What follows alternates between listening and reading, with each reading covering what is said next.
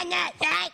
I'm getting in shape. Cartman, you're such a fat ass that when you walk down the street, people go, God damn it, that's a big fat ass! There's been a lot of talk of Luka Doncic being traded to the Lakers, and although they got a horrible return in an NBA where Rudy Gobert got 5 first-round picks and Paul George got an army, we're ignoring the awful idea to go straight to the Lakers without even trying to leverage more out of them at least.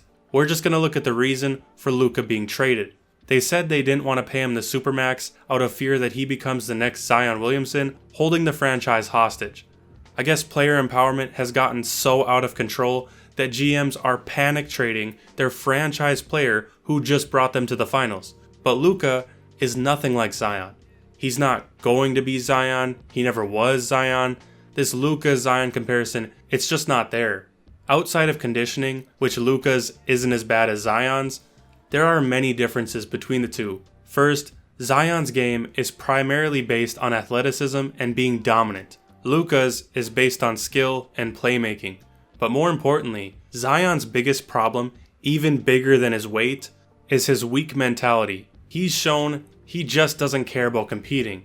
He's late all the time, he's constantly distracted by food and women, his teammates say he's completely disconnected. Complete lack of investment in your team, in the organization, in the city. I get that he's hurt and away from the team.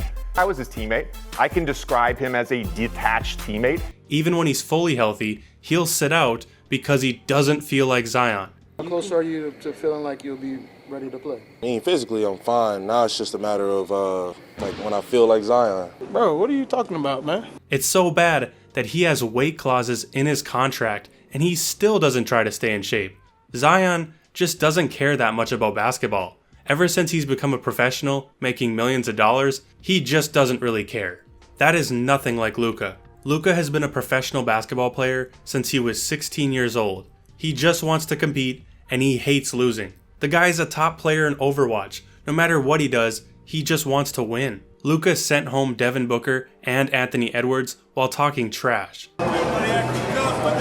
He plays through injuries in the playoffs. He doesn't sit out when he's healthy. We know he's not a great defender, and we know he worries way too much about the refs. But Luka has never been seen as a player that's late, disengaged, disconnected from his team.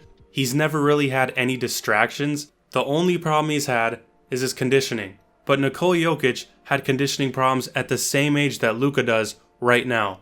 Instead of just handing him over to the Lakers, the Nuggets connected Jokic to the right trainers and they changed his career for the better. But Jokic still wanted to get better to help his team win, the same way Luka does. He told the Mavs in his farewell message that all he wanted to do was bring them a championship, and for the rest of his career, he's going to continue and try to win at all costs. Jokic and Luka have the same mentality, and they both had the same conditioning problems. And we've seen this before, whether it's Charles Barkley, Shaq.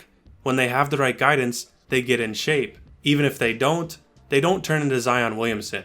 Zion shouldn't be compared to these players. Zion should only be compared to Ben Simmons, someone who gave up on basketball because they stopped caring. Despite Luka carrying them to the finals, the Mavs made the bet that Luka's conditioning is only going to get worse and soon there will be no way to win with him.